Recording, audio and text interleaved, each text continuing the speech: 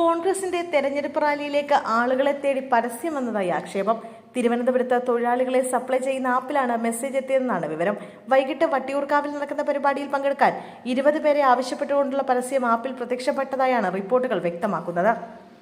511 രൂപയും ഭക്ഷണവും വാഗ്ദാനം ചെയ്തുള്ള പരസ്യമാണ് വന്നത്. സംഭവം വിവാദമായതിന് പിന്നാലെ ഈ പരസ്യം നീക്കം ചെയ്തതായും റിപ്പോർട്ടുകൾ വ്യക്തമാക്കുന്നു. അവ്യക്ത മേഖലയിലുള്ള തൊഴിലാളികളെ സപ്ലൈ ചെയ്യുന്ന ഹൈറൈം എന്ന ആപ്ലിക്കേഷൻ കേരളത്തിൽ സജീവമായി പ്രവർത്തിക്കുന്നുണ്ട്. ആ ആപ്പിന് കീഴിൽ സംസ്ഥാനത്ത് വിവിധ ജില്ലകളിൽ വാട്സാപ്പ് ഗ്രൂപ്പുകളുണ്ട്.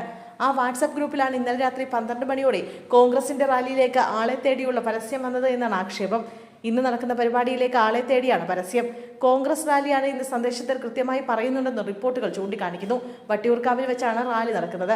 കൃത്യമായ ലൊക്കേഷൻ പിന്നീട് അറിയിക്കാമെന്നാണ് മെസ്സേജിൽ പറയുന്നത്.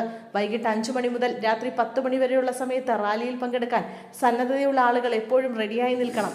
ഈ സമയത്തായിരിക്കും റാലി നടക്കുക. 20 പേർക്കാണ് റാലിയിൽ പങ്കെടുക്കാൻ അവസരമുണ്ടാവുക എന്നും പരസ്യത്തിൽ പറയുന്നതായും റിപ്പോർട്ടുകൾ ചൂണ്ടിക്കാണിക്കുന്നു. സംഭവം വിവാദമായതിനു പിന്നാലെ മെസ്സേജ് ഉടൻ തന്നെ നീക്കം ചെയ്തതായാണ് വിവരം. തെറ്റിദ്ധാരണ മൂലമാണ് കോൺഗ്രസ് റാലിയിലേക്ക് ആളെ വേണമെന്ന് പറഞ്ഞ മെസ്സേജ് ഇട്ടതെന്ന് വാട്സാപ്പ് ഗ്രൂപ്പ് കൈകാര്യം ചെയ്യുന്ന ഹൈറൈം ആപ്പിന്റെ അഡ്മിൻ വിശദീകരണവും തൊട്ടുപിന്നാലെ എത്തിയതായും റിപ്പോർട്ടുകൾ ചൂണ്ടിക്കാണിക്കുന്നു. കോൺഗ്രസിന്റെ പരിപാടിയിലേക്ക് ആളെ ആവശ്യപ്പെട്ടുകൊണ്ടുള്ള മെസ്സേജ് അല്ല എന്നും വിശദീകരണത്തിൽ പറയുന്നു. ഇതുമായി ബന്ധപ്പെട്ട് ചോദിച്ചപ്പോൾ അതിനെക്കുറിച്ച് അറിയില്ല എന്നാണ് തിരുവനന്തപുരം ജില്ലയിലെ കോൺഗ്രസ് നേതാക്കൾ നൽകിയ വിശദീകരണം.